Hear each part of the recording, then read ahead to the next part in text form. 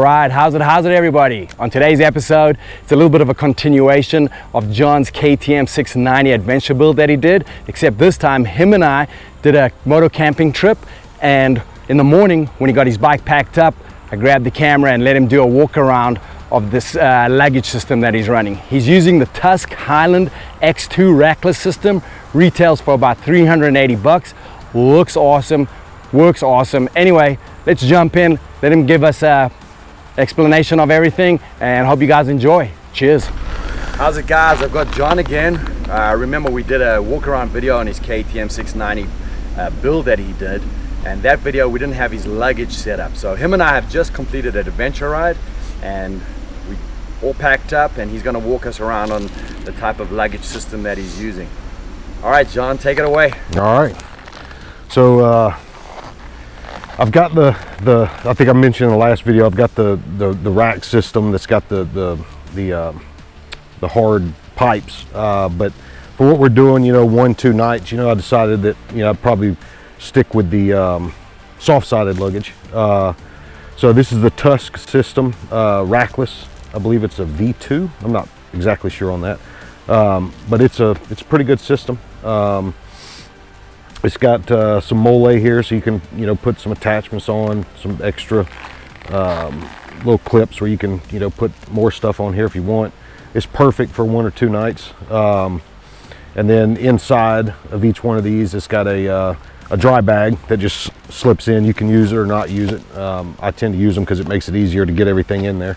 So that's pretty cool. So you can leave the actual casing bag on bike, and then when you get to camp, you just slide out that. Correct. Oh, yep. That's pretty cool. Yep. What do you typically put in this on this side? On this side is usually the tent. I think I've got the tent in here and my chair, and that's really about all that fits on this side. The tent's a little bigger than I'd like, but it works. So, and then this here is just a dry bag. For this, I usually put my clothes, things like that, just make sure that they stay dry. And then everything just kind of folds around and just straps with these buckles. Then you got another dry bag here. So cool. And then on this right hand side, what you rocking on this right hand side? Yep, right hand side pretty much the same as the other side. This side usually holds my sleeping bag, my little hammock that I was using earlier, or a little ground hammock, whatever that thing's called. And it's pretty much the same setup, it's just a mirror.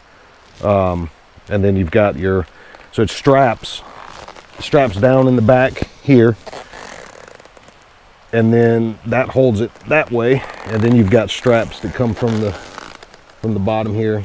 Strap them down here. Down and that's what you explained on that last video. Exactly. That makes a great connection point for your bags. Yep.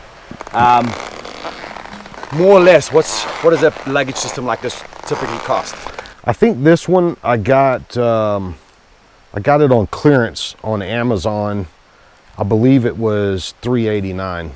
I think regularly it's like $479. But if you watch Amazon, the prices fluctuate, so just keep your eye out and you can get it a little better. Did you have to have any type of heat shield or anything I did. special for it? The exhaust, the Leo Vance exhaust that I've got, has a little shield that attaches. Gotcha. And keeps your bag from.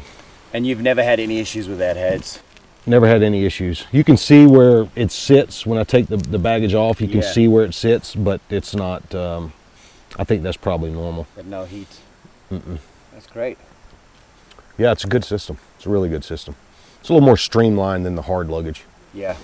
Plus, I've just heard from, like you said, guys have sometimes had issues with hard luggage if they fall or whatever, you know what I mean? They're getting trapped in that. So I'm a huge fan of soft bags.